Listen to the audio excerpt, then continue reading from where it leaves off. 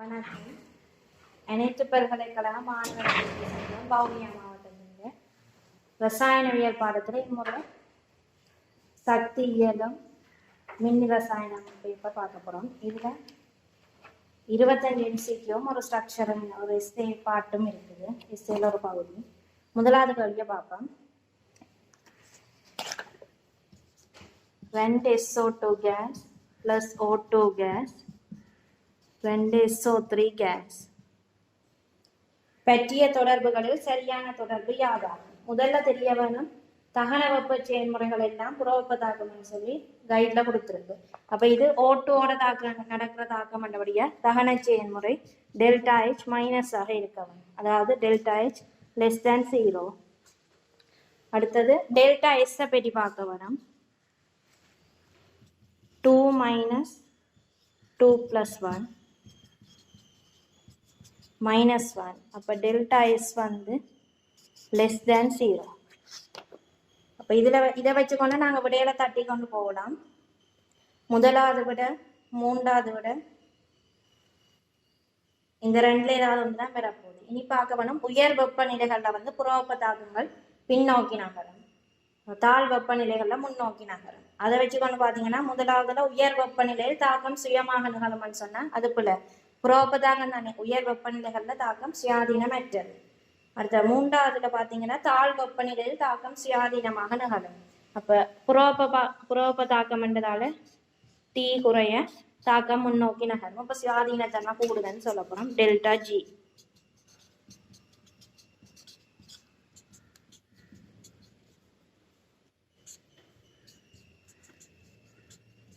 அப்போ வெப்பநிலையை கூட்டி கொண்டு போனால் ப்ளஸ் அளவு கூடும். அப்போ டெல்டா G வந்து ப்ளஸ்ஸை நோக்கி நகரப்பாங்க. அப்போ சுயாதீனத்தன்மை குறைய போகுது. அதனால தான் சொல்ல போகிறோம் வெப்பநிலையை குறைக்கும் போது ப்ளஸ் அளவு குறையும். அப்போ டெல்டா G சுயாதீனத்தன்மையை நோக்கி நகரும். அப்போ ஆன்சர் மூன்றாவதாக இருக்கும்.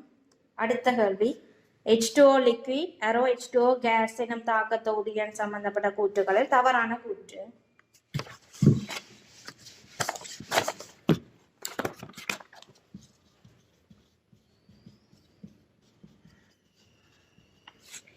திரவ நிலையில இருக்கிறது வாயு நிலைக்கு மாறுதுன்னு சொன்னா நாங்க சக்தி கொடுக்க போறோம். அப்ப டெல்டா H என்னவா இருக்க போகுதுன்னா அகவெப்ப தாக்கமாக இருக்கும். அடுத்த டெல்டா S பற்றி பாத்தீங்கன்னு சொன்னா திரவ நிலையில இருந்து வாயு நிலைக்கு போகுதுன்னா கேஸஸ் தான் என்ட்ரோபி வந்து உயர்வாக இருக்கும். அதாவது குழப்பம் கூடன்னு சொல்ல போறோம்.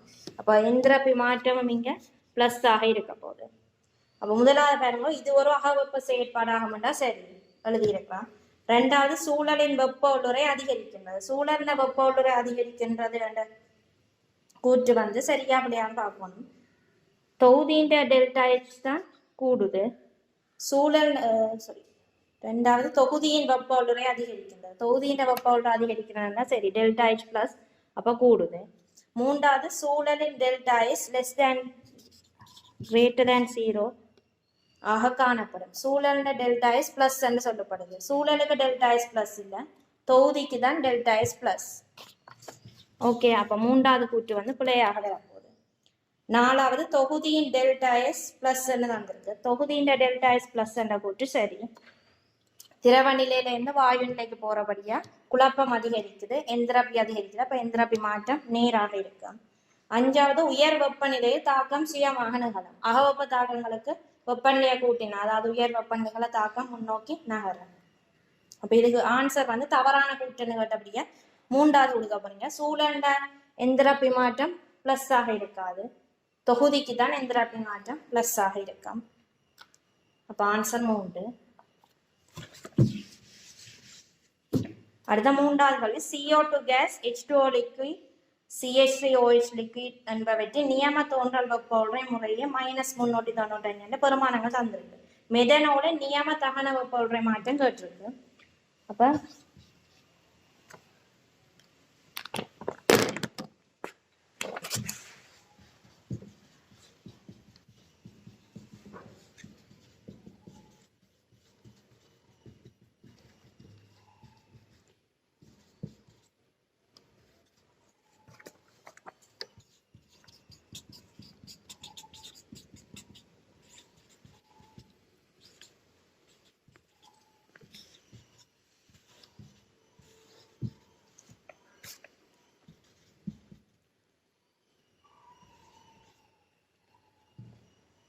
முதலாவது CO2 கேஸ் தோன்றல் வெப்போல்ற தந்திருக்கு. CO2 கேஸ் தோன்றல் வெப்போல்ற பெருமானம் வந்து -395.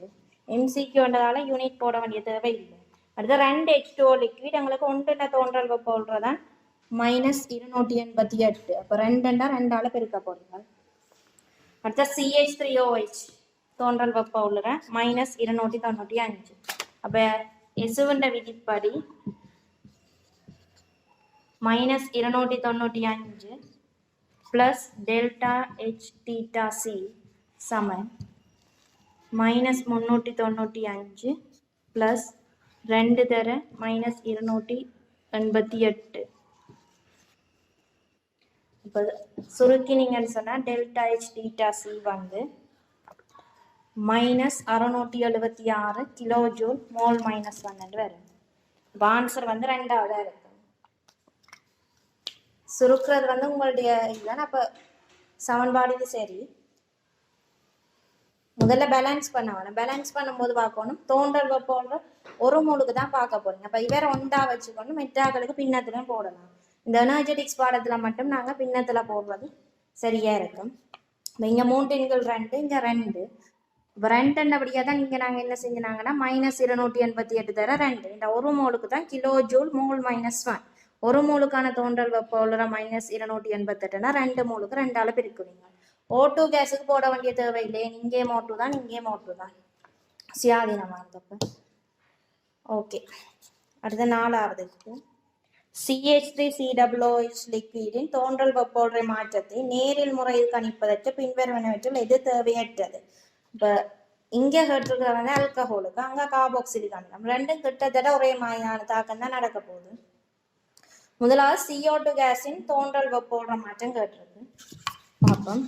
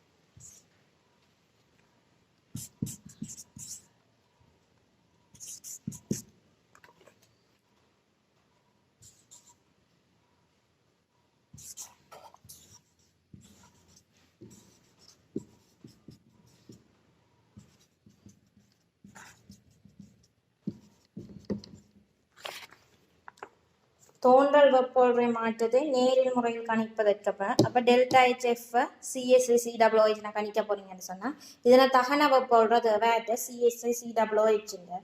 அதே நேரம் கார்பன் தகன வெப்போல்றன்னு சொல்லலாம், எல்லா ஹைட்ரஜன் தகன வெப்போல்றை, அல்லாட்டி CO2 கேஸ் தோன்றல் வெப்போல்றை, H2O லிக்விட் தோன்றல் வெப்போல்றன்னு சொல்லலாம். முதலாவது CO2 கேஸின் தோன்றல் வெப்போல்றன்னு சொல்றது சரி, டெல்டா HF CO2 ஆக இருக்கும். ரெண்டாவது H2 கேஸின் நியம தகன வெப்போல்ற மாற்றம், அதுவும் சரி. H2 கேஸ்லேருந்து H2O லிக்விட் வரைக்கும் O2ஓட தாக்கம் நடக்கிறபடியே அது ஒரு கம்பஷன் தகன தாக்கமாக இருக்கும். அதே நேரம் H2O கேஸின் H2O லிக்விட் தோன்றல் வெப்போல்றன்னு சொல்லலாம். அப்போ ரெண்டாவது கூட்டு சரி. மூன்றாவது C∪C நியம பிணைப்பு கூட்டல் பிரிகை வெப்போல்ற மாற்றம் வந்து தந்திருக்கு. இங்கே அது பற்றிய பிணைப்பு பிரிகை சக்தி வந்து நாங்கள் இங்கேயும் போடல. தோன்றல் வெப்போல்றையும் தகன வெப்போல்றையும் தான் போட்டிருக்கோம். அப்போ மூன்றாவது கூட்டி தான் பிள்ளையா வரப்போகுது, அதாவது தேவையற்ற கூட்டு. நாலாவது CH3COOH லிக்விடின் நியம தகன வெப்போல்றை மாற்றம்ன்றது இங்கே போட்டிருக்கோம். நியமம் எல்லா இடத்துக்கும் ஸ்டாண்டர்ட் போட்டா சரி.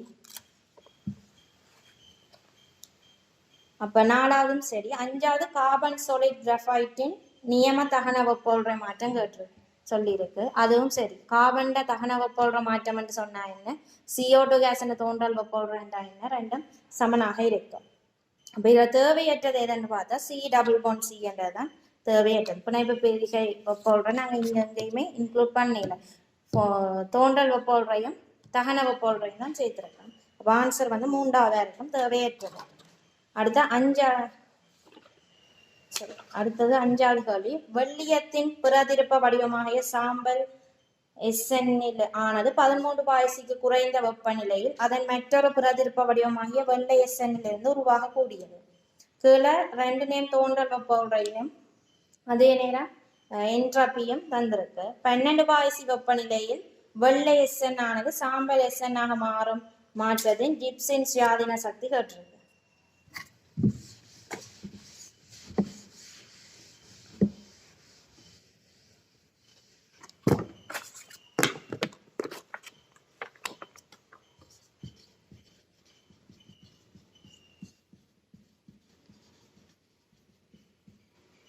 இந்த ஒயிட்டா வெள்ளை நிறத்துல இருக்கிறது கிரே கலரா மாறுது 12 பாய்சி வெப்பநிலையில. நாங்க பாவிக்க போறது டெல்டா G சமன் delta H minus T into delta S. இப்போ இங்க Tக்கு வந்து 12 பாய்சி பிளஸ் 273 என்ன கெல்வின் வெப்பநிலை. அப்ப 285 கெல்வின் பாவிக்க போறீங்க. டெல்டா Hம் டெல்டா Sம் காணணும். டெல்டா H வந்து என்ன பெருமானம்னு சொன்னா ப்ராடக்ட்ல இருந்துதான் ரியாக்டனை கற்க வேணும்.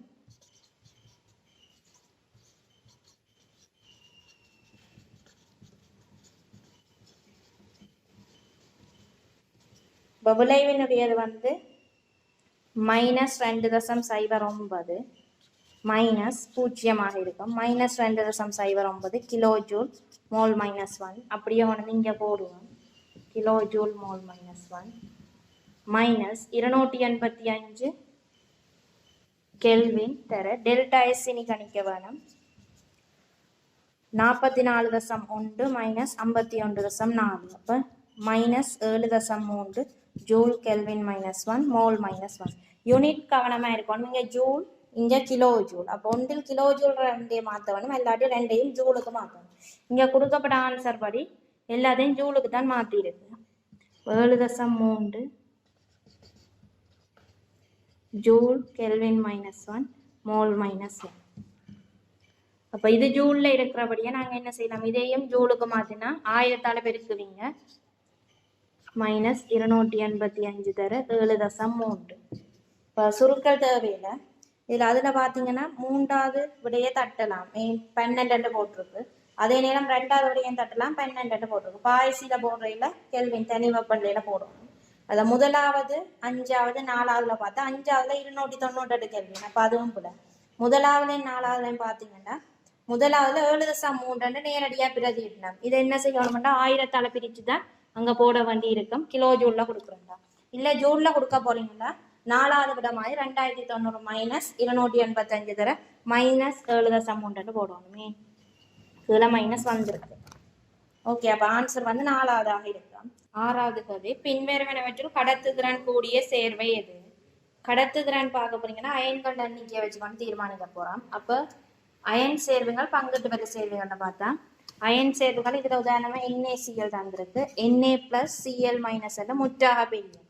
அதாவது வெண்மின்பகு பொருட்கள்னு சொல்லுவோம். வெண்மின்பகு பொருட்களுக்கு கடத்துதிறன் உயர்வாக இருக்கும், மென்மின்பகு பொருட்களுக்கு குறைவா இருக்கும். என்னென்னா பகுதி அளவில் பிரியக்கூடியதாக இருக்கும். அப்போ HCOH தரைக்குள்ள அது பகுதியாக தான் H+ ஆகவும் HCOO- ஆகவும் பிரிக்கும். அதே போல 5வதுல தந்திருக்கிறதும் அதே தான், ஒரே கரைசல். அப்போ அங்கால வந்து பார்ப்போம். இப்போ 1வது பாருங்க, குழாய் நீர்ல வந்து கால்சியம் அப்படி சிறிய அயன்கள் இருக்கிறபடியா அதை நாங்கள் பெருசாக கருத மாட்டோம். 2வது 1 mole per decimeter cube NaCl கரைசல் வந்து இருக்கு. இப்போ NaCl இது 1 மோல் per decimeter cube பண்ணா Na+1 Cl- 1. அடுத்த 3வதுல காய்ச்சி விட்ட நீர்னா அதில் அயன்கள் காணப்படாது. 4வதுலையும் 5வதுலையும் HCOH தான். NaCl ஒப்படைக்க இங்கே குறைவாக தான் இருக்க போது. என்னன்னு சொன்னால் இது வெண்மின்பகு பொருள், HCOH வந்து மென்மின்பகு பொருளாக இருக்கும். மென்மின்பகு பொருட்களோட அயனாக்கம் அளவு வந்து குறைவு, இப்போ பகுதி அளவில் பெரிய அடையும்னு சொல்ல போகிறோம். அப்போ NaCl தான் ஆன்சராக வரப்போகுது. இந்த 4 5 கம்பேர் பண்ணிங்கன்னா 4ல் வந்து 0.01 செறிவு, 5ல் 1. அப்போ செறிவு கூடும்போது என்ன செய்யும்டா கடத்துதிறன் கூட போகுது. ஏன்னா செறிவு கூடும்போது மூல எண்ணிக்கை கூடும், அப்போ அயன்கள் எண்ணிக்கை கூடும், கடத்துதிறன் கூட போகும். அப்போ 4லும் பார்க்க 5க்கு கூட, ஆனால் 5லும் பார்க்க 2வது ஆன்சரை கூட NaCl முற்றாக அயனாக்க முடியும் 1 வரப்போகுது. ஆன்சர் வந்து கடத்துதிறன் கூடிய சேர்வை எதுண்டா 2வது ஆன்சர். 7வது சடத்துவ மின்வாய்களை பயன்படுத்தி CuSO4 கரைசல் ஒன்று மின்பகுக்கப்பட்டது. சடத்துவ மின்வாய் என்றால் ஒன்றில் கிராஃபைட் போல் பாவிக்கலாம், எல்லாத்தையும் பிளாட்டினம் பாவிக்கலாம். இப்போ அப்போ CuSO4 கரைசல் அக்வஸ் வந்து மின்பகுக்க போறோம்டா சடத்துவ மின்வாயனா அதுல ஒரு தாக்கம் நடக்க போகாது. CO2 plus H plus அயன்கள் இருக்கும். அக்வஸ்ன்னா அங்க நீர் இருக்க போகுது. அதே போல SO4 2 மைனஸும் OH மைனஸும் இருக்கும். அனோட் வந்து மின் பகுப்புல பிளஸ் ஆக இருக்கும், கேத்தோட் வந்து மைனஸ் ஆக இருக்கும். ஏன்னா மின் பகுப்புல நாங்க தான் பேட்டரி கொடுத்து சார்ஜ் பண்ண போறோம், மின்னேற்ற போறோம், கொடுக்க போறோம். அப்ப இது பிளஸ் இது மைனஸ், இங்க கொடுக்குற ஹோல் தான் அனோட், இங்கால இருக்கிறது கேத்தோடாக இருக்கும். அப்ப அனோட் பிளஸ் நேர்முனை விட மண்டபடியா அங்க மைனஸ் அயன்கள் தான் அனோடுக்கு போக போகுது. அப்படி போகும்போது SO4 2 மைனஸ் ஒன்னால மின் பகுப்படைகிறது இல்லை. அப்போ OH மைனஸ் அயன்கள் போய் என்ன செய்யும்டா ஒட்சியேற்றப்பட்டு O2 கேஸை வெளியேறும். அதுக்குரிய சமன்பாடு எல்லாம் உங்களுக்கு தெரியும். அப்ப சொல்லிக்கொண்டு நேரத்துக்கு நான் அடுத்த Cu2 plus H plusல வந்து Cu2 plus தான் கேத்தோடுக்கு போக போறேன். இது கேத்தோடுக்கு போற பகுதி, இது அனோடுக்கு போற பகுதி. SO4 2 மைனஸ் ஒருபோதும் என்ன செய்யாதுன்னா மின் பகுப்படைவதில்லை. அப்போ OH மைனஸ் ஒட்சியேற்றப்பட்டு O2 ஆக வரும். Cu2 plus தாழ்த்தப்பட்டு Cu ஆக படிய போகுது, Cu திண்மமாக. அதே நேரம் H plus தாழ்த்தப்பட்ட H2 கேஸாக வரும். உங்களுக்கு இங்க கேள்வி என்ன கேட்டுன்னா 0.2 ஆம்பியர் ஓட்டம் 30 நிமிடம் செலுத்தப்படுது. இங்கு கேத்தோட்டில் படியும் Cuவின் தனிவை கணிக்கலாம். இப்ப Cu வந்துதான் Cu2 பிளஸ் 2 இலத்திரனை பெற்று Cu சொலிடாக வரப்போகுது. முதல் Q சமன் IT சமன்பாட்டில் இருந்து நாங்கள் எவ்வளவு ஏற்றம் பாவிக்கப்பட்டிருக்குன்னு பார்ப்போம். I வந்து 0.2 ஆம்பியர், யூனிட் போடலாம் போடாங்கலாம், 30 நிமிடம்டா செகண்டுக்கு மாற்ற வேணும். பெருக்கினீங்கன்னு சொன்னா 360 கூலோம் வரும். அப்ப நம்பர் ஆஃப் எலக்ட்ரான்ஸ் காண்றதுக்கு நம்பர் ஆஃப்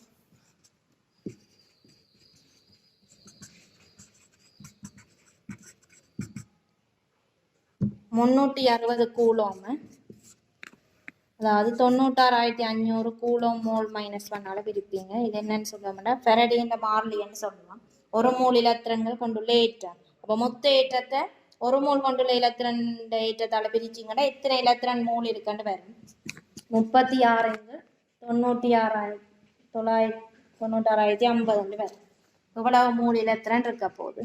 இனி செப்புக்கும் இலத்திரனுக்கும் இடையிலான பீசமானம் 2க்கு 1. அப்ப இலத்திரன் மூல எண்ணிக்கை வேறன்னு சொன்னா செப்புண்ட மூல் வந்து NF(Cu) வந்து அரைவாசியாக இருக்கும். 36,996,50 1/2 இவ்வளவு மூல். இனி மாஸ் ஆஃப் Cu பாத்தீங்கன்னு சொன்னா செப்புண்ட தந்திருப்பிடம்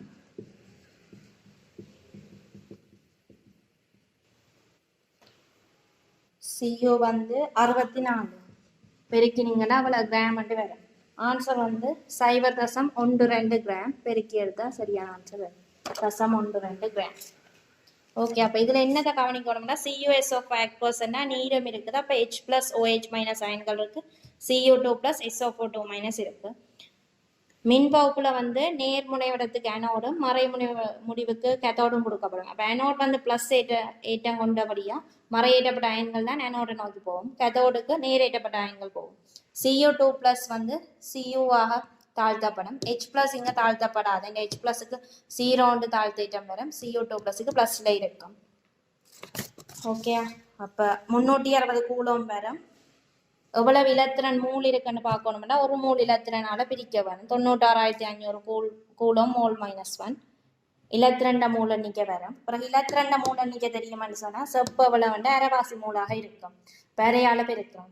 பிறகு செப்பு எவ்வளவு படிவடைந்த திணிவண்டுகள் கேட்கல மூல எண்ணிக்கையை வந்து கிராம் மோல் மைனஸ் 1 சார் மூலகட்டு திணிவால பெருக்கி விடுவோம்.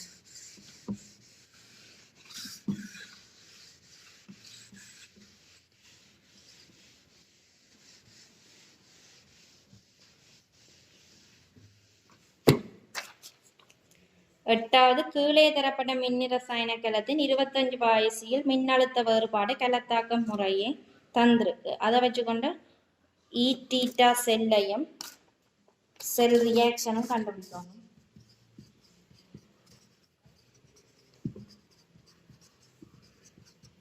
அப்ப எம் சாலிட் M2 பிளஸ் இவர் தான் அனோட் பகுதியாக இருக்கும் பெயரிடல இருந்து. இங்கால M3 பிளஸ் M2 பிளஸ் அங்கால பிளாட்டினம் சொல்லு. இப்போ இது கேத்தோடுக்குரிய பகுதி, அப்போ அனோட்டில் நடக்கிற தாக்கம் என்னன்னு சொன்னால் எம் solid வந்து M2 plus aqueous plus 2 electron ஒட்சியேற்றப்படுது. கேத்தோட்டில் வந்து M3 ப்ளஸ் aqueous எலக்ட்ரானை பெற்று M2 ப்ளஸ் aqueous ஆக வரும் தாழ்த்தல் நடக்குது. அப்போ இங்கே 2 இலத்திரன் பயன்படுத்தப்படுது, இங்கே ஒரு இலத்திரன். அப்போ ஒட்டுமொத்த கலத்தாக்கம் எழுதி வேற 2 அளவு இருக்கு. M solid plus 2 M3 plus aqueous அங்கால இது 2 இதோட கூட்டினா 3 M2 ப்ளஸ் aqueous. அதே நேரம் E தீட்டா செல்லுக்கான சமன்பாடு வந்து E theta cathode minus anode. அப்போ கேத்தோடின பெருமானம் M2 ப்ளஸ் M solidக்கு தந்திருக்கு -0.44. அங்கே M3 ப்ளஸ் M2 ப்ளஸுக்கு தந்திருக்கு 0.77. இதுதான் கேத்தோட். அப்போ 0.77 மைனஸ் 0.44. இதில் ஒரு மைனஸ் போட வரும். மைனஸ் இன்ட்டு மைனஸ் ப்ளஸ்ஸாக வரும். அப்போ கூட்டினீங்கன்னு சொன்னால் 1.2 ஒரு வோல்டேஜ் வரும். இப்போ இதில் இந்த ஆன்சர் வந்து முதலாவதையும் நாலாவதையும் பட்டலாம். ஒரு நாளும் மின் அழுத்த வேறுபாடு வந்து மறைப்பெருமானத்தில் வராது, நேரில் வரும். அப்போ 1 4 வெட்டுப்படும். மெற்ற 2 3 5 ஆன்சர்ஸில் பார்த்தீங்கன்னு சொன்னால் இந்த கலத்தாக்கத்தை வச்சுக்கொண்டு பார்ப்பீங்க. M solid plus 2 M3 plus இங்கெல்லாம் 3 M2 ப்ளஸ்ன்னு வரும். அப்படி இருக்கிற ஒரே ஒரு ஆன்சர் 3வது ஆன்சர். அப்போ 8வதுக்கு ஆன்சர் 3வது ஒட்டுமொத்த கலத்தாக்கம் இது. இது E தீட்டா செல். அடுத்த 9வது கேள்வி.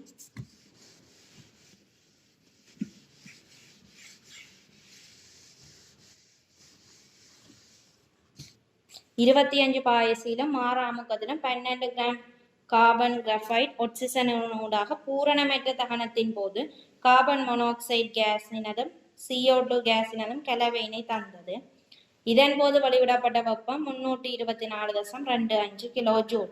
CO கேஸாக மாற்றப்பட்ட கார்பனது திணிவு சதவீதம் கேட்டிருக்கு. முதல் கார்பன் வந்து O2 கேஸோட தாக்கம் அடைஞ்சு CO கேஸை தருது. அப்போ இங்கே அரைன்னு சொல்லி வரேன். எனர்ஜெட்டிக்ஸில் மட்டும் நாங்கள் என்ன செய்யலாம்னு சொன்னால் அரை காலன்னு சொல்லி போடலாம். இதில் பின்னங்களில் பீசமான குணங்கள் போடலாம். இப்போ இங்கே CO2 கேஸ்ன்னு வரப்போகுது. இதுக்கு எக்ஸ் கிராம்னு வச்சிங்கன்னா இது வந்து 12 x வரப்போகுது. மொத்த கிராம் 12 கிராம் கேரியத்தை தான் ஒட்சிசனோட தாக்கம். இது பூரண தாக்கமாக இருக்கும். இது பூரணமற்ற ஒட்சியேற்ற தகனமாக இருக்கும். பூரணமற்ற தானத்தில் கார்பன் மோனாக்சைடும் பூரணமானதில் CO2 கேஸும் வரும். அப்போ கார்பன் மோனாக்சைடுன சதவீதம் கட்டபடியே இவர் எக்ஸ்ன்னு வச்சுக்கணும். மெட்டால 12 - x. இனி திணிவுக்கு நேர்வீத சமன் போடலாம், மூலுக்கு நேர்வீத சமன் போடலாம். அப்போ 12 கிராம் மோல் -1 இவருக்கும் 12 ஒன்று கொண்டுபடியே இவருக்கு எக்ஸ் இன்கள் 12 மூலாக இருக்கும். இவரும் ஒன்று கொண்டு 12 - x இன்கள் 12 மூலாக இருக்கும். இனி வெளிவிடப்பட்ட வெப்பம் இதுல ஒரு மோல் தாக்கமடையும் போது வெளிவிடப்படுற வெப்பம் தந்திருக்கு -110, இங்க -395. இப்ப இனி போடலாம். எக்ஸின்கள் 12 தர -110 யூனிட் தேவையில்லை எம்சிக்கு வந்தபடியா. இங்க 12 - எக்ஸின்கள் 12 தர -395. இவ்வளவு தான் வெளிவிடப்பட்ட வெப்பம் 324.25. வெளிவிடப்பட்டபடியா புறவெப்பத்தாக மைனஸ்ல போடணும். இனி இதை அப்படியே சுருக்கி எடுத்தீங்கன்னா எக்ஸுக்குரிய பெருமானம் வரும்.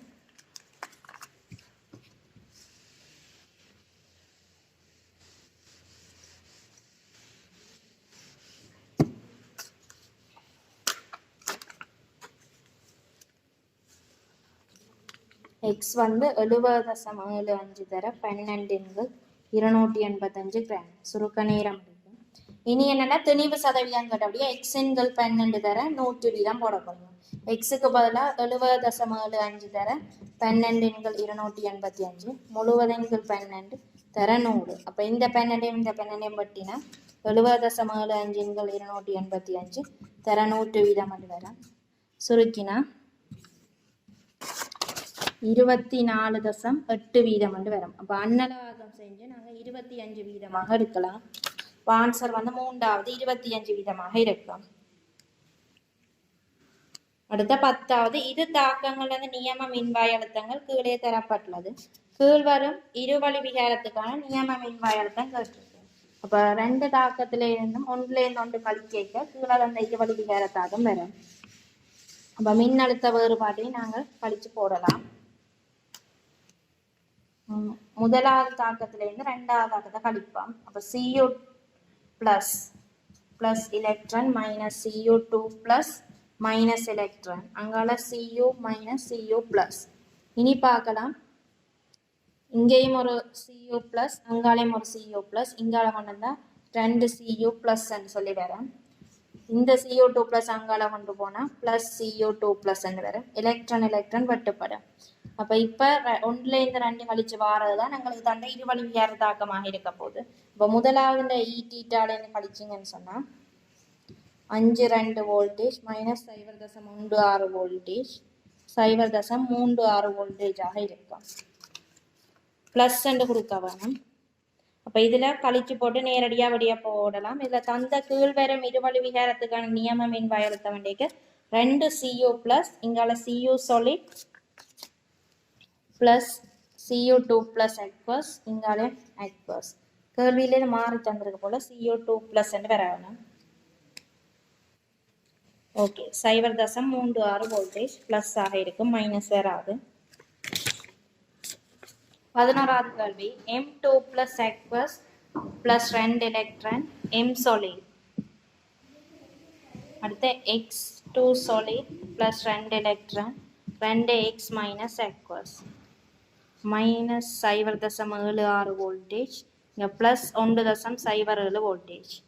அப்ப கீழே கலம் தந்திருக்கு M2 plus X2 X minus. அப்ப இது அனோடுக்குரிய பகுதி, இது கேத்தோட். அப்ப இவர் அனோட், இவர் கேத்தோடாக இருக்க போற.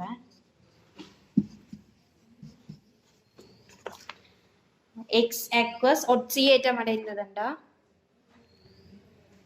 இதை மாத்தி எழுத வேணும். அனோட் தாக்கத்துல ஒட்சியேற்ற தாக்கம் மாதிரி M solid வந்து M2 plus aqueous plus 2 electron, இது அனோட்ல நடக்கிற கிளத்தாக்கமாக இருக்கும். கேத்தோட்ல இதே தாக்கம் தான் நடக்குது. X2 solid 2 எலக்ட்ரான் பெற்று 2X மைனஸ் அக்வஸ்.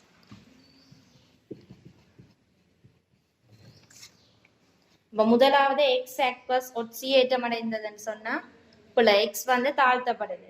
ரெண்டாவது M2 பிளஸ் தாழ்த்தல் அடைந்ததுன்னு சொன்னாலும் புல M solid ஒட்சியேற்றப்படுது அனோட் தாக்கத்துல. இப்போ முதலாவதும் ரெண்டாவதும் புல. மூன்றாவது வந்து M solid ஒரு எதிரேற்றம் கொண்டுள்ளது. இது மின் ரசாயன கிளம்புடைய அனோட் மைனஸ் ஆகும், கேதோட் பிளஸ் ஆகியும் இருக்கும். அப்ப M solid ஒரு எதிரேற்றம் பெற்றதுண்டா சரி. நாலாவது இக்கலத்தின் மின்னியாக்க விசை மைனஸ் 0.31. அப்ப நாங்க E தீட்டா செல் கணிக்க வேணும். E theta cathode minus E theta anode. இப்ப கேத்தோடுன வந்து 1.07 வோல்டேஜ் மைனஸ் 0.76 வோல்டேஜ். அப்ப ரெண்டும் கூட்டுப்பட்டு 1.83 வோல்டேஜ் வர. அதுல இருந்து தெரியும் நாலாவது அஞ்சாவது போல மைனஸ் 0.31, அடுத்த பிளஸ் 0.31. 4 5 1 2 4 விடையும் போல. அப்ப மூன்றாவதான் ஆன்சர் M solid வந்து எதிரேற்றம் பெற்றுள்ளது. இந்த அனோடண்டபடியா மின் ரசாயன கிழங்குல மைனஸ் ஆக இருக்கும். அடுத்த 12வது 25 பாயசில் இரு மின் ரசாயன கலங்களுக்குரிய நியம ஈட்டீட்டா கலம் பெருமானங்கள் கீழே தரப்பட்டுள்ளன. அதை வச்சுக்கொண்டு இன்னொரு கலத்தினே கேட்கலாம்.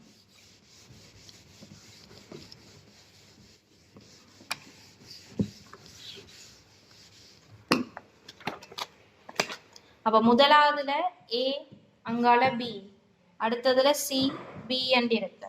இந்த ரெண்டையும் தந்து போட்டு தான் எங்களுக்கு என்னத்தை கேட்கணும்னா ஏயும் சிக்கும் கேட்கணும். அப்ப இவர் அனோட், இங்கால் பக்கம் இருக்கிறவர் கேத்தோடாக இருக்க போறார் பேரிட்டின்படி. அப்ப நாங்க இந்த பெருமானத்தை A மை E தீட்டா செல் எழுதும் போது எப்பயும் கேத்தோடு எழுதித்தான் அங்கால அனோட் எழுதுவீங்க. அப்ப இங்க கேத்தோட் B தானே, B மைனஸ் A சமன் 1.8, இங்க B மைனஸ் C சமன் 2.7. இனி 1ல இருந்து 1 கழிச்சிங்கன்னா 2ல இருந்து 1 கழியுங்க, 2 மைனஸ் 1ல இருந்து கழிச்சா மைனஸ் சி ப்ளஸ் ஏ சமன் தசம் 9. அப்போ ஏ மைனஸ் சி சமன் தசம் 9. இப்போ ஏ வந்து கேத்தோடாக இருக்கும், சி வந்து அனோடாக இருக்க போகுது. அடங்கும் கலத்துக்கு பின்வருவற்றில் எது உண்மையானதாக இருக்கும்? அப்போ தசம் 9 வோல்டேஜ்ன்றது சரி. அப்போ 3வது விட 4வது படியா பார்க்கலாம். இனி இதுல சி வந்து அனோடு வாரபடியா மைனஸ் ஆக இருக்க வேணும். இப்போ சி மின்வாய் எதிராக இருக்கும். ஓகே, அப்போ ஆன்சர் வந்து 3வதாக இருக்கும். 4வது ஏன் கூட ஏ மின்வாய் எதிரண்டு தந்திருக்கு, ஏ வந்து கேத்தோடாக வரப்போகுது.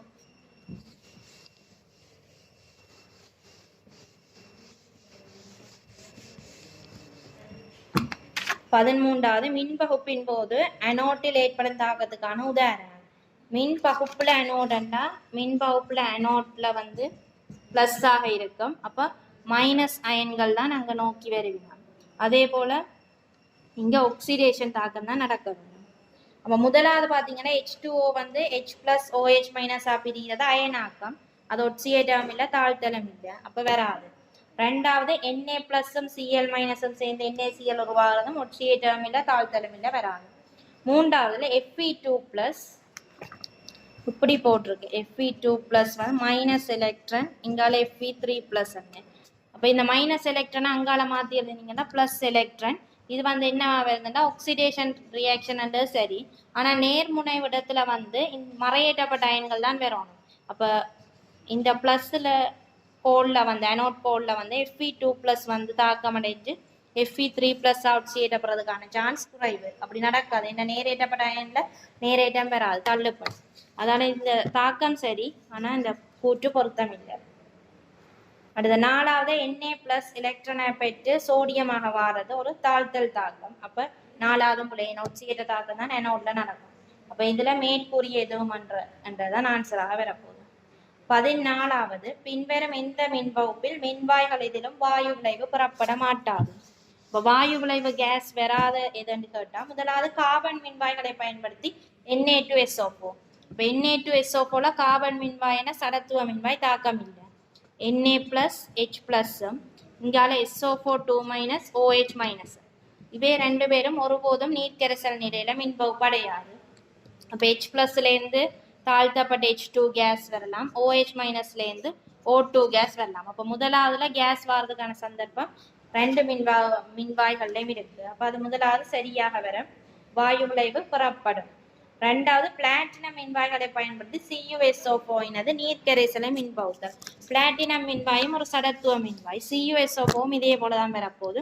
Cu2 பிளஸ் H பிளஸும் SO4 2 மைனஸும் OH மைனஸும். நீர்க்கரைசல் என்றபடியா H பிளஸ் OH மைனஸ் போடுவான். இவர் மின்பகுக்கப்படாத OH மைனஸ் O2 கேஸாக வரும். இங்க கோல் கரைகிறது நடைபெறாது, கோல்ல கரைகிறது நடைபெறாது. ஏனென்றா அனோட் பகுதியை நோக்கி OH மைனஸ் அயன்கள் போய் O2 கேஸாக வரும். இது பிளாட்டினம் மின்வாய் என்றபடியா சடத்துவ மின்வாய் கரையாது. ஆனால் இங்கே Cu2 பிளஸ் போய் என்ன செய்ய போகிறார், Cu சொலிடாக படிய போகிறார். எந்த ஒரு மின்வாயிலும் வேண்டாம் இங்கே O2 கேஸ் அனோட்ல வாரபடியே நாங்கள் அதையும் இங்கே வாயு விளைவு பெறப்படும் தான் எடுக்க போகிறோம். மூன்றாவது வந்து வெள்ளி மின்வாய்களை பயன்படுத்தி AgNO3 நீர்க்கரைசல். அப்போ இங்கே வித்தியாசமாக வரப்போகுது. நாங்கள் படிக்கிறது வந்து செப்பு மின்வாய்களை பயன்படுத்தி CuSO4. இங்கே Ag மின்வாய்னா அதே போல தான். Ag மின்வாய் கரைஞ்சு Ag பிளஸ் ஆகவும் எலக்ட்ரானாகவும் வரும். இது அனோட்ல நடக்கும்.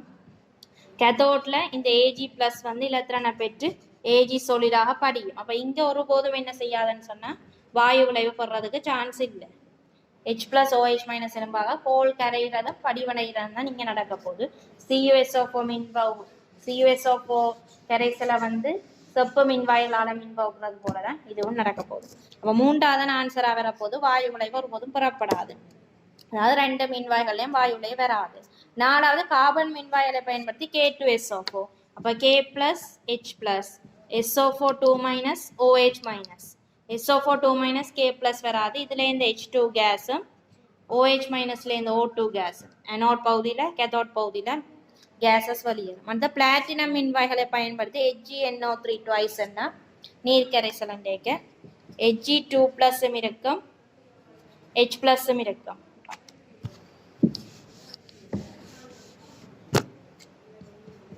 Hg2 plus அதே போல H plus இங்கால OH minus NO3 minus இவையெல்லாம் மின்பகுப்படையாது. H plus வந்து H2 ஆக வரும், OH minus O2 கேஸ் ஆக வரப்போகுது. இப்போ இங்கே ஆன்சர் வந்து இங்கேயும் வாயு விளைவு பெறப்படுறதான ஆன்சர் வந்து என்னவா வரும்னா வெள்ளி மின்வாய்களை பயன்படுத்தி AgNO3. இப்போ நாங்கள் செப்புக்கு படித்தது போலவே இதுக்கும் அப்ளை பண்ணலாம். இங்கே கேஸ் விளைவு ஒன்றும் பெறப்படாது. அதை 15வது செப்பு மின்வாய்களை பயன்படுத்தி CuSO4 கரைசல் மின்பகுக்கப்பட்டார். இப்போ செப்பு மின்வாய்களை பயன்படுத்தி செய்யும் போது அனோட்ல வந்து Cu கரையும், Cu solid, Cu2 plus aqueous plus 2 electron. கேத்தோட்ல வந்து Cu2 plus போய் என்ன செய்ய போதுன்னா 2 எலக்ட்ரானை பெற்று Cu solid-ஆக படியும். அப்போ முதலாவது அனோட்டின் நிறை கூடுன்றதுன்னா புல கேத்தோட்ல தான் படிவு நடக்குது, இப்போ கேத்தோட்ன நிறை தான் கூடும். ரெண்டாவது கேத்தோட்டின் நிறை குறைகின்றதுன்னா புல அனோட்டின் நிறை தான் குறையும், கேத்தோட்டின் நிறை அதிகரிக்கும். மூன்றாவது கரைசலினூடாக எதிர்முனையிலிருந்து நேர்முனைக்கு மின்னோட்டம் பாய்கிறது. அனோட் இங்கே ப்ளஸ்ஸாக இருக்கும், கேத்தோட் மைனஸாக இருக்கும். ப்ளஸ்ல இருந்து மைனஸுக்கு தான் மின்னோட்டம் பாயும், இங்கேருந்து எலக்ட்ரான் பாய்ச்சல் தான் நடக்கும். அப்போ இங்கே சொல்லியிருக்கு எதிர்முனையிலிருந்து நேர்முனைக்கு மின்னோட்டம் பாயுதுன்னா அதுக்குள்ள CuSO4 செறிவு குறைகிறதுன்னு சொன்னா அது மாற்ற முடியாம இருக்குமே. இங்க Cu2 plus 2 எலக்ட்ரான், இங்க அதே அளவு Cu2 plus 2 எலக்ட்ரான் தான் படிவு நடக்கும். அப்ப ஒரு பக்கம் கரைய மற்ற பக்கம் அதே அளவு படிவு நடக்கிறபடியா CuSO4 நிற செறிவு மாற்றமடையாது, செறிவும் மாற்றமடையாது, நிறத்திலேயும் மாற்றம் இருக்காது. அஞ்சாவது CuSO4 செறிவு மாறாதுண்டா சரி, செறிவு குறைகிறதுன்றதுக்குள்ள கூடுதண்டாலும் போல மாற்றமடையாதுண்டா அது சரி. அப்ப அஞ்சாவது ஆன்சராக இருக்கும். இனி அங்கால வாரது கூற்று கேள்வியலா இருக்கு. 16வது பார்த்தா PQR என்பன உலோகங்களாகும். இவற்றை கொண்டு சில மின்வாய்களும் நியம மின்வாய் அழுத்த பெறுமதிகளும் தரப்பட்டிருக்கு. அப்ப முதலாவது பாத்தீங்கன்னா P2 plus அங்கால பெருமானம் தந்திருக்கு. இதை நாங்க அந்த ஒரு நம்பலைன் போல போடலாம். QPR இங்கால அனோட் வரும், இங்கால கேத்தோட் வரும். அதாவது நேர் பிளஸ் வார எல்லாம் இங்கால் பக்கமாக போய்கொண்டிருக்கும் தாழ்த்தேற்ற மின்வாயில. இப்போ இதுல பாத்தீங்கன்னு சொன்னா PA இங்கால தள்ளி போட்டிருக்கேன்னு சொன்னா இது -0.41, Q வந்து -0.76, R வந்து -0.31. அப்ப இதுல இங்க ஒரு இடத்துல 0 இருக்க போகுது, இங்கால போக போக என்ன செய்யும் +1 அப்படி போகுது.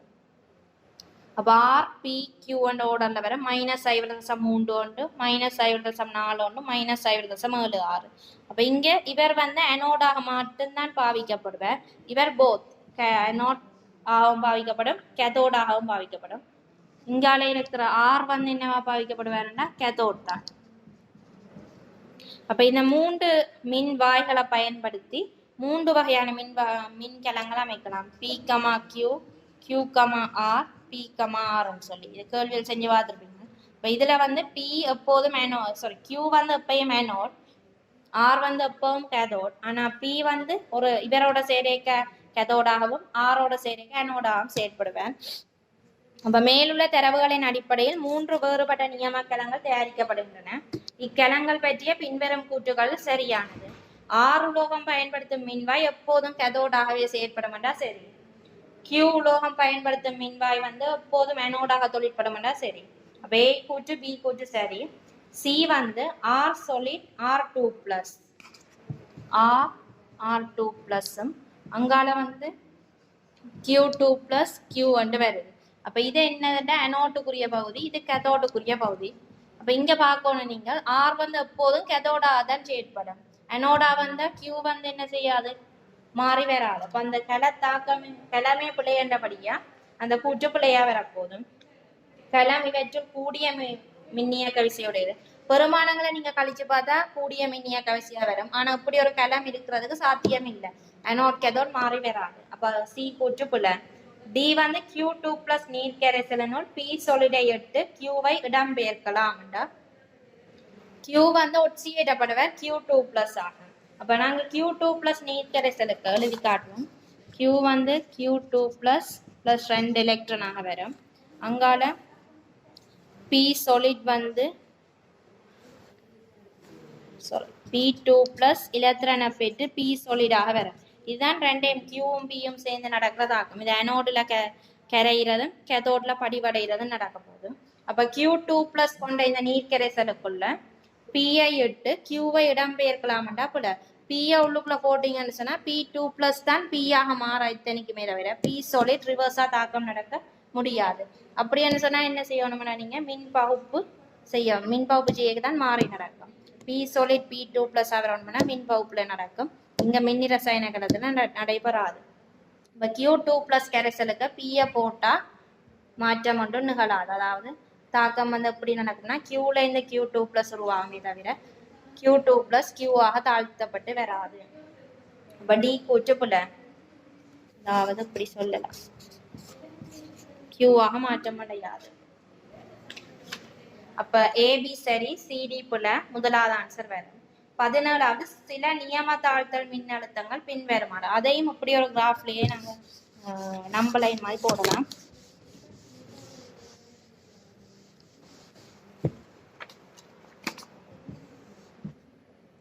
Saturn -0.76 Fe 0.44 minus. அடுத்தது குரோமியம் -0.4 பிளம்பம் -0.13 அங்கால Mn +1.51. அப்ப எல்லாத்தையும் இங்க குறிச்சாச்சு. மேலுள்ளவற்றில Mn3+ Mn2+ தாழ்த்தக்கூடியதும் Cr3+ Cr2+ தாழ்த்தக்கூடியது தாழ்த்த முடியாது. அப்ப இங்க தாழ்த்த முடியாது, இங்க தாழ்த்தக்கூடியதை கேட்கும். அப்ப Mn3+ Mn2+ தாழ்த்த வேணும்னு சொன்னா இவர் தாழ்த்தப்பட வேணும்னா இவர் கேத்தோட் பகுதியில இருக்க வேணும், மெட்டாக்கள் அனோட் பகுதியில இருக்கணும். இவர் கேத்தோட இருக்க மெட்ட எல்லாருக்குமே அதை எஃப்இய பார்க்க மாட்டோம், மெட்ட 3 பேருமே அனோடாக செயற்பட முடியும். அப்ப Mn3+ Mn2+ தாழ்த்துவினோம். ஆனா அடுத்த கூட்ட பாத்தீங்கன்னு சொன்னா Cr3+ Cr2+ தாழ்த்த வேணும்னு சொன்னா இவர் கேத்தோடா செயற்பட வேணும்டா, இவருக்கு அனோடா வர வேண்டியவர் செட்டனாக இருப்பார்.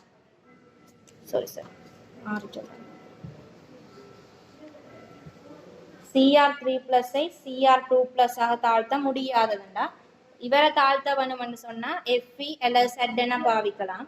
அப்ப Fe செட்டன் பாவிக்கலாம்னா தாழ்த்த முடியாததாரண்டா பிளம்பமாக இருக்கும். இப்போ ரெண்டுக்கும் பொதுவா வாரவர் வந்து இங்க செட்டனும் கொடுப்போம், Feயும் கொடுப்போம், பிபி லெட்டும் கொடுப்போம். இங்க வந்து பிபி மட்டும்தான் கொடுக்குறோம். அப்ப இங்க ஆன்சரா வர போறவர்ண்டா பிபி மாத்திரம். அப்ப இவரை தாழ்த்த வேணும், இவரை தாழ்த்த கூடாது. இப்ப இங்க தாழ்த்த போறவர் செட்டன் Fe, தாழ்த்த முடியாதவரண்டைக்க பிபியை கொடுப்போமே. இவர் கேத்தோடன்னு சொன்ன இவரெல்லாம் பார்க்க மறைப்பெருமானம் கூட்டின தாழ்த்தேற்ற அழுத்தங்கள்ல மைனஸ்ல கூடினாக்கள் தான் என்ன செய்யணும்னா அனோடா வரப்போகணும். இப்போ செட்டனும் எஃப்இயும் இங்க அனோடா பயன்படுத்தப்படுறதால பிபி வந்து தாழ்த்த பயன்படுத்தப்படாது. ஆன்சர் வந்து என்னன்னா பிபி மாத்திரம். அப்ப 5வது விட கொடுக்க போறோம். 18வது பின்வரும் மின்னிரசாயன கிளம் தொடர்பாக பின்வருவனற்றில் எதுவே உண்மையானது. பின்வரும் மின்னிரசாயன கிளம்னா அதுல படம் கொடுக்கப்படையில நாங்க ஒரு கொமனான ஒரு எலக்ட்ரோகெமிக்கல் செல்லை யோசிச்சு பண்ண செய்யலாம். இப்ப எங்களுக்கு படம் அவ்வளவு முக்கியம் இல்லை. இங்கால இருக்கிறத அனோடண்டு எடுப்போம், இங்கால இருக்கிறத கதோடண்டு எடுகோலாக எடுக்கிறோம். இங்க ஏ சொலிட் இருக்கு, இங்க பி சொலிட் இருக்குன்னா இங்க A+ அக்வஸ், இங்கால B+ அக்வஸ்ன்னு வைக்கிறோம். ஓகே, அப்ப இங்க அனோட்ல நடக்கிற தாக்கம் என்னன்னா ஏ வந்து A+ எலக்ட்ரானாக மாறப்போகுது, கெதோட்ல B+ எலக்ட்ரானை பெற்று பியாக மாறப்போகுது. ஸ்டேட் எல்லாம் இப்போ எம்சிக்கு கொண்டபடியா போட தேவையில்லை. அனோட்டு பக்கத்தில் உள்ள கரைசலின் செறிவை அதிகரிக்கும் போது ஈட்டீட்டா செல் அதிகரிக்கும். ஒட்டுமொத்த கலத்தாகம் எழுதினீங்கன்னா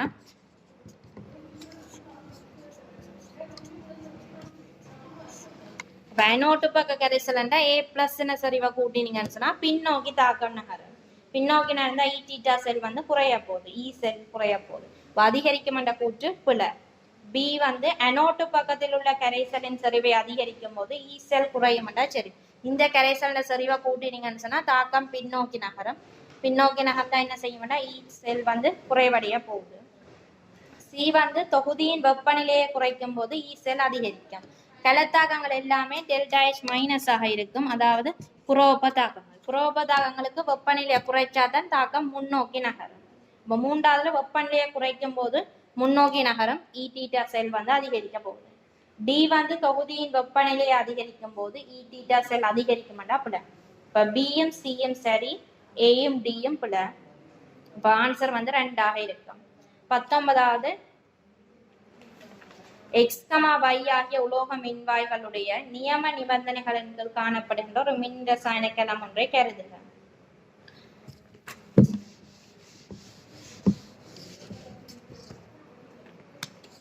அப்ப y2 + y என்ற கலம் வந்து இங்க அனோடா வர போறேன். ஏன்னா -0.14 வோல்டேஜ். அடுத்த கெத்தோடா வர போறவர் வந்து x2 + x ஆக இருக்கும். ஏன்னா அவருக்கு +2.57 வோல்டேஜ் ஆக இருக்கும். அனோடண்டா இங்க ஆக்சிடேஷன் நடக்கும், கெத்தோடண்டா ரிடக்ஷன் நடக்க போகுது. இப்போ முதலாவது பாருங்க, எக்ஸ் மின்வாயிலிருந்து y மின்வாய்க்கு இலத்திரன்கள் செல்லும். Anode minus, cathode plus. அப்போ இலத்திரன்கள் வந்து மைனஸ்லேருந்து ப்ளஸுக்கு தான் போகும். அப்போ எக்ஸ்லேருந்து வைக்கு போகும்னு சொன்னால் பிள்ளை வையிலேருந்து தான் எக்ஸுக்கு வரும். பி வந்து வையில் ஒட்சியேற்றம் நிகழும்டா சரி, வை வந்து அனோடாக இருக்கும், அப்போ ஒட்சியேற்றம் நிகழும். சி வந்து எக்ஸ் மின்வாய் கேத்தோடா, எக்ஸ் வந்து கேத்தோடுன்றது சரி. டி வந்து இ தீட்டா செல் 2.33.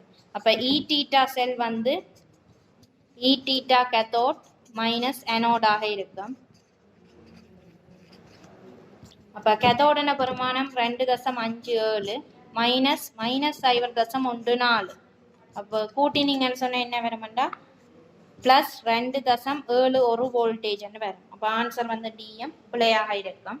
அப்போ ஏ டி பிள்ளை, பி சி வந்து சரி, 2வது ஆன்சர் வரும்.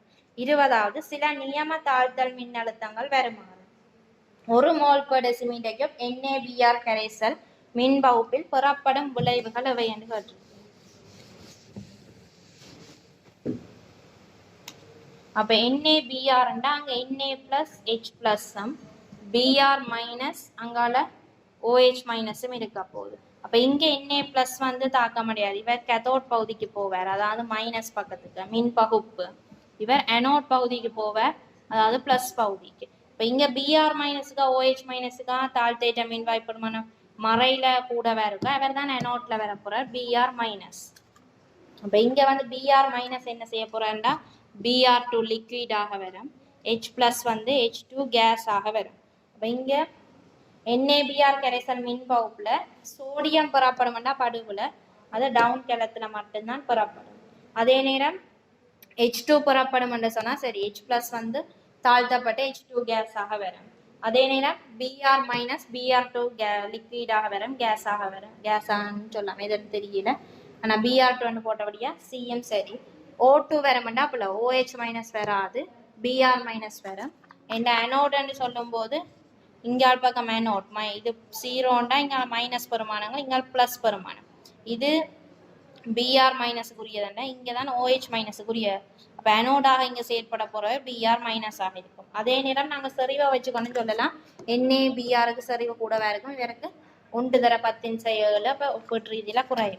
அப்ப சோடியம் பெறப்படாது, O2 கேஸும் பெறப்படாது, H2 கேஸ் கேத்தோட்லையும் Br2 அனோட்லையும் பெறப்படும். ஆன்சர் வந்து ஏ புல டி புல பிஎம் சிஎம் சரி. அப்ப 2வது ஆன்சராக இருக்கும். 21வது கேள்வி, ஒரு மூடிய தொகுதியில் நீராவி ஒடுங்கும் போது சூழலில் எந்திரப்பி குறைந்து செல்லும்.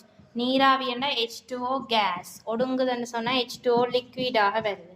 அப்ப கேசிய ஸ்டேட் வாயு நிலையில இருந்து திரவ நிலையாக மாற்றமடையும் போது குழப்பம் வந்து குறைய போகுது. அப்ப ΔS வந்து மைனஸ்ன்னு சொல்ல போறோம், அல்ல ΔS <0 சொல்லுவாங்க.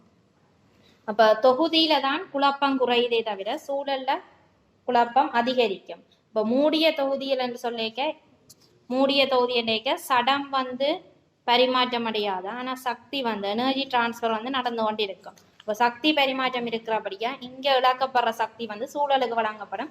சூழல்ல இருக்கிற மூலக்கூறுகள் சக்தியை பெற்று வேகமாக இயங்கும். அப்ப என்ன செய்யும்னா குழப்பம் வந்து அங்க அதிகரிக்க போகுது.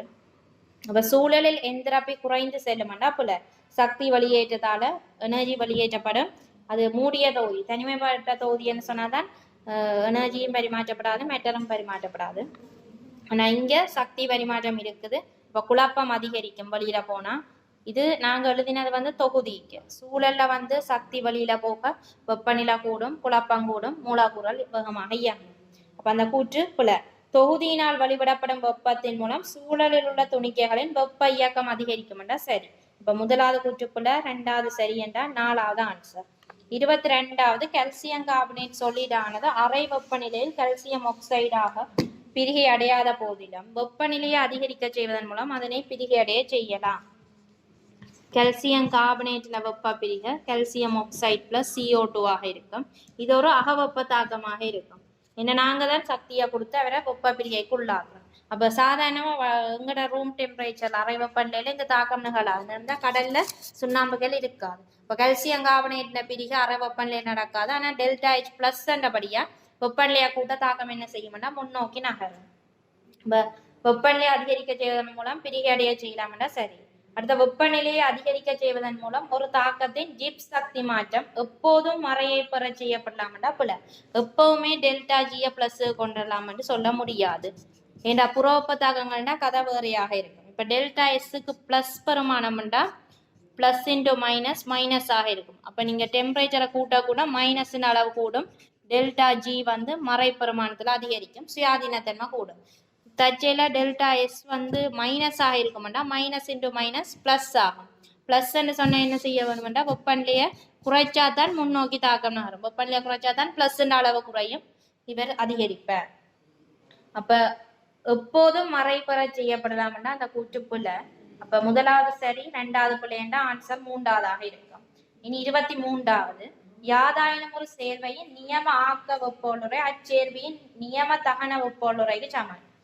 யாதாயினும் ஒரு சேர்வைண்டா எல்லா சேர்வையும் சொல்லி யோசிக்கலாம், இல்லாட்டி ஒரு சேர்வைன்னு பார்க்கலாம். நாங்க carbon plus O2 CO2 case, அதே போல H2 பிளஸ் O2 H2O, இந்த ரெண்டுக்கும் தான் தகன வெப்ப உள்ற நாங்கள் எங்கட சில தகன வெப்ப உள்றையும் தோன்றல் வெப்ப உள்றையும் சமன் சொல்ல போறோம். H2O2ஓட தாக்கம்னா அது தகனம், கார்பன் O2ஓட தாக்கம்னா தகனம், அல்லாடி CO2 அதனை சுயாதீன மூலகங்கள்ல இருந்து உருவாகுது, H2O உருவாகுது. அப்ப நாங்க என்னன்னு சொல்லலாம்டா CO2 தோன்றல் வெப்பம், H2O தோன்றல் வெப்பம், அல்ல கட்கரின்ற தகன வெப்ப உள்றை, H2 தகன வெப்ப உள்றை. அப்ப எல்லா சேர்வைகளுக்கும் இந்த ரெண்டு பெருமானம் ஆக்க வெப்ப உள்றையும் தகன வெப்ப உள்றையும் சமனண்டா அது கூற்று பிழையாயிரும். அமோனியா உருவாக்கம்னா N2H2, அது தகன வெப்பமாக இருக்குமா? இல்லை. அடுத்த அப்ப அந்த கூற்றுப்புல. ரெண்டாவது யாதாயினும் ஒரு மூலகத்தின் மிகவும் உறுதியான நிலையில் அதன் நியமாக்க வெப்போல்றை பூஜ்ஜியமா. இங்க மூலகம்னு சொல்லியிருக்கா, அங்க சேர்வைன்னு சொல்லி. மூலகங்களுக்கு இப்ப பொதுவா நாங்க கார்பன் கிராஃபைட் அப்படின்னு சொல்லி எல்லாத்தையும் பூஜ்ஜியமாக எடுப்போம். இப்ப பிசிக்ஸ்ல பார்த்தபடி மாற்றேற்ற நில மூலகங்களா, மாற்றேற்ற சட்டம் என்று சொல்ற மாதிரி இங்க வந்து மாற்றேற்ற மூலகங்களாக கார்பன் கிராஃபைட் அப்படி எல்லாத்தையும் எடுப்போம். இப்ப H2ஐயும் மாற்றேற்ற மூலகமாக தான் ஹைட்ரஜன் எடுக்க போறோம், ஆக்சிஜன் எடுக்க போறோம். அப்ப இதுல யாதாயினும் ஒரு மூலகத்தின் மிகவும் உறுதியான நிலையில், அப்ப கார்பன்ல டயமண்டும் உறுதியான டயமண்டும் இருக்குது, கிராஃபைட்டும் இருக்குது. ஆனா நாங்க கிராஃபைட்டின்டியே தான் பூஜ்ஜியம் எடுப்போம். டயமண்டுக்கு ஒரு பெருமானம் ஒன்று இருக்குது ஆக்க வெப்போல்றையா. அப்ப டயமண்ட் ரெண்டுமே இயற்கையில காணப்பட்டாலும் நாங்க மாற்றேற்ற நிலையில மிக மிக உறுதியானதான் எடுக்க போறோம். இப்ப கிராஃபைட் தான் ஆக உறுதியானவர். கிராஃபைட் தான் காலப்போக்கில் என்ன செய்யும்னா டயமண்டாக மாற்றமடைய போகுது. அப்ப மாற்றேற்ற நிலையை வச்சுக்கொண்டு சொல்லும் போதுதான் பூஜ்ஜியமாக இருக்கும். அப்ப மாற்றேற்ற நிலையை நாங்க தெரிவு செய்யறது பொதுவாக உறுதியான மூலகங்களாக இருக்கும். இப்ப யாதாயினும் ஒரு மூலகத்தின் மிகவும் உறுதியான நிலையில் நியமாக்க வெப்போல்றை பூஜ்ஜியமாகும், அது சரியாக இருக்கும். முதலாவது கூற்றுப்புல, ரெண்டாவது கூற்று சரி. அப்ப ஆன்சர் வந்து 4வது. 24வது எல்லா மூலகங்களிடம் நியம தோன்றல் வெப்போல்றை பூஜ்ஜியமாக கொள்ளப்படுகின்றதுண்டா போல. எல்லா மூலகத்துக்கும் நியம தோன்ற வெப்போல்றை பூஜ்ஜியம் எடுக்கலாம். கார்பன் கிராஃபைட் அந்த பிசிக்கல் ஸ்டேட்டை வச்சுக்கொண்டு சொல்லலாம். இது கிராஃபைட்னு சொன்னா இவருக்கு பூஜ்ஜியம் எடுப்பா, டயமண்டா பூஜ்ஜியம் எடுக்க மாட்டோம். அதுக்கு ஒரு குறிப்பிட்ட பிரமாணம் இருக்கு. டயமண்டுக்கு நாட் ஈக்குவல் டு 0ன்னு சொல்லலாம், இங்க 0க்கு சமன் என்று சொல்லலாம் கிராஃபைட்டுக்கு. அடுத்த மூலகங்கள் ரசாயன ரீதியாக இணைக்கப்பட்ட நிலையில் இல்லாதபடியினால் இவற்றுடைய தோன்றல் வெப்போலுரைகள் பூஜ்ஜியத்துக்கு சமன். அதாவது மூலகங்கள் பிணைப்புல இல்லாதபடியாத்தான் தோன்றல் வெப்போல பூஜ்ஜியம் என்று சொல்றது புல. மூலகத்தின மிக உறுதியான ஸ்டேட் ஏதோ அதுக்கு பூஜ்ஜியம் கருத போறோம். இவரும் உறுதி கொஞ்சம் குறைவு, ஆனா இயற்கையில காணப்படுற வடிவம் தான். அப்ப இதுல ரெண்டு பேர்லயும் எதுக்கு தாழ்ந்த என்டல்பி இருக்கோ வெப்போல்ரா இருக்குதோ அவரைத்தான் நாங்க உறுதியானவர்னு எடுப்போம். சக்தி கூடியதாக இருந்ததுன்னு சொன்னா என்ன நடக்க மாட்டா, அவர் இயங்கி கொண்டிருப்பார், தாக்கமடைஞ்சு கொண்டிருப்பார். அப்ப தாக்கமடைகிறாண்டா ஸ்டேபிள் இல்லையாண்டு. உயர் சக்தி மட்டும் எப்போதும் அன்ஸ்டேபிளா இருக்கும். அப்ப இங்க தாழ் என்டல்பி யாருக்கு இருக்கோ அவரைத்தான் என்னென்னு எடுக்க போறோம்டா உறுதியானவர். அப்ப தாழ் என்டல்பி கார்பன் கிராஃபைட்டுக்கு இருக்கிறபடியா இவரைத்தான் உறுதிநிலை மாற்றேற்ற நிலை என்று எடுத்துக்கொண்டு கணக்கு செய்வோம். இப்ப கார்பன் டயமண்ட் எடுக்க போறீங்கன்னா அதுக்கு ஒரு ஆக்க வெப்போல்ற இருக்கும். அப்ப முதலாவது கூற்றம் பிழை, ரெண்டாவது கூற்றம் பிழை. மூலகத்தின மிக உறுதியான வடிவம் தானாக உருவாகக்கூடியதா இருக்கும். கிராஃபைட் தானா உருவாகும். ஆனா டயமண்ட் வந்து என்ன செய்யும், கிராஃபைட்ல இருந்து தான் டயமண்ட் உருவாக போது குறிப்பிட்ட வெப்பன்ல பல வருடங்களுக்கு புறாகும். அப்ப தாழ் என்டல்பி உடையது உறுதியாக இருக்கும். மூலகத்துல உறுதியான நிலை வந்து மிக உறுதியான நிலை தானா சுயாதீனமாக உருவாகக்கூடியதா இருக்கும். இப்ப இந்த முதலாவது குற்றம் பிழை, ரெண்டாவது குற்றம் பிழை. ஆன்சர் 5ஆவதா இருக்கும். இனி 25வது 10 பாயசியிலிருந்து 185 பாயசிக்கு வெப்பமேறிய போது ஏகவின கரைசல் ஒன்று வெப்பநிலை மாற்றம் சமனா 448.15 கெல்வினுக்கு சமனான வெப்ப உயர்வு ஒன்றை அடைந்தது. அப்போ பிசிக்ஸ்ல படிச்சிருக்கோம் கெல்வின் வெப்பநிலை அளவு திட்டம், பாயசி வெப்பநிலை அளவு திட்டம் ரெண்டுமே 100 பிரிவா பிரிச்சிருக்கபடியா டெல்டா டீட்டா வந்து டெல்டா டீக்கு சமனா இருக்கு. கெல்வின் வெப்பநிலை மாற்றம் பாயசி வெப்பநிலை மாற்றத்துக்கு சமம். அப்ப 185 பாயசி -10 அப்ப 175 பாயசி தான் மாற்றம். இதுக்கு 273.15 கூட்டுவீங்க. இவரோட 273.15 இங்க 273.15 கூட்டுவீங்க. எல்லா இடமும் கூட்டு போற பிரமாணத்தை என்ன செய்யலாம், வெட்டி விடலாம். அப்ப கழிச்சு வாரதம் என்ன செய்ய போகுதுன்னு சொன்னா 175 கெல்வின் மாற்றம் தான் ஏற்பட போகுது. முதலாவது கூற்று பிள்ளை 448.15 பிள்ளை. அவன் என்ன செய்யணும்னா இந்த வெப்பநிலையை கழிச்சு போட்டு 273.15 கூட்டி போடுறேன். அது பிள்ளை. சென்டிகிரேட் அளவு திட்டத்தின்படி கெல்வின் அளவு திட்டத்துக்கு வெப்பநிலை ஒன்றை மாற்றுவதற்கு பாய்சி என கொடுக்கப்பட்ட வெப்பநிலைக்கு 273.15 கூட்ட வேணும். அதுவும் பிசிக்ஸ்ல ஹீட்ல படிச்சிருக்கான். 15 கூட்டினா கெல்வின் வெப்பநிலை வரும். கேபிட்டல் டி என்றது எப்பயும் தனி வெப்பநிலை கெல்வின்ல இருக்கும். டீட்டான்றது பாயசியாக இருக்கும் சாதாரண வெப்பநிலை. வெப்பையும் பாயசிய தனி வெப்பநிலைக்கு மாத்தி தான் கணக்கு செய்ய போறோம். வெப்பையும் என்ன செய்வோம்னா 273 கூட்டுவோம், அல்லாட்டி 273.15. இப்ப முதலாவது கூற்று பிள்ளை, ரெண்டாவது கூற்று சரி. ஆன்சர் வந்து 4ஆவதாக இருக்கும். இனி ஸ்ட்ரக்சர் கற்ற வினாக்கு போவோம். எஸ்ஏ கேள்வியில இது ஒரு பாட்டாக வரும். பிசிக்கல் கேள்விக்கு பிசிக்கல் கேள்வி 5, 6 அதுல வரப்போகுது. 7வது கேள்வியாக இது வரும். ஒரு மின்னி ரசாயன கிளம்பு ஒன்று காட்டியிருக்கு. SN XM. SN வந்து உங்களுக்கு தெரிஞ்சது, X வந்து உங்களுக்கு தெரியாத பெருமானம் தெரியாத வச்சிருக்கிறேன். மேற்குறித்த வரிப்படத்தில் காட்டப்பட்டுள்ளவாறு SN-ஐயும் ஓர் அறியாத உலோகமாகிய X-ஐயும் மின்வாய்களாக பயன்படுத்தி 25 பாய்சியில் இருக்கும் ஒரு மின்னி ரசாயன கிளம் அமைக்கப்பட்டது. சிறிது காலத்துக்கு ஆளியை இணைத்து வைக்கும் போது SN மின்வாயின் திணிவு அதிகரிக்கிறது.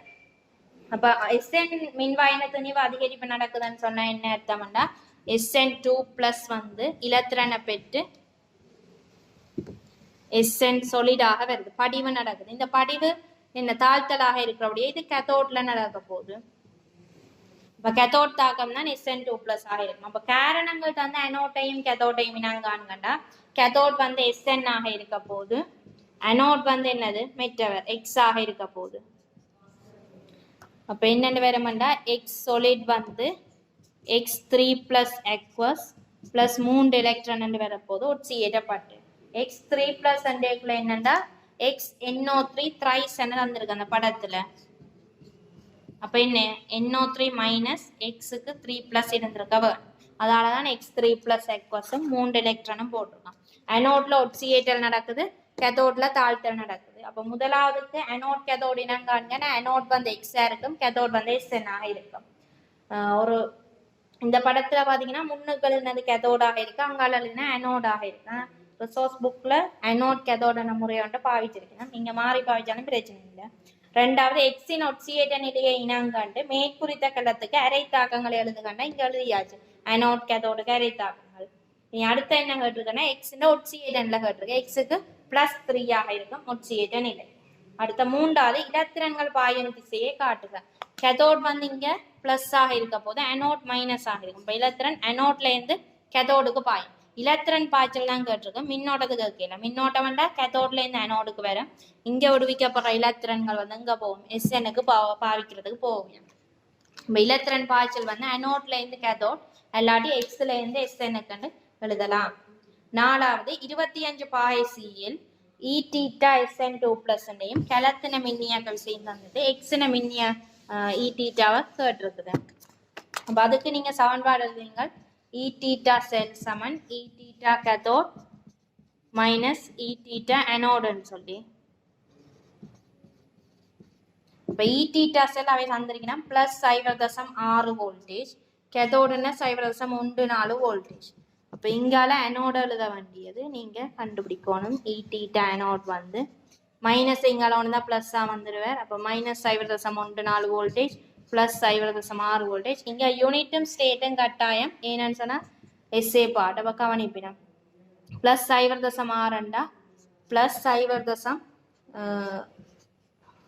சாரி, இவர் இங்கால பிளஸ்ஸாக இருக்கிறவர் இங்கால மைனஸாக வருவார். அப்போ மைனஸ் 0.74 வோல்டேஜாக இருக்கும் ஈட்டீட்டா அனோட்.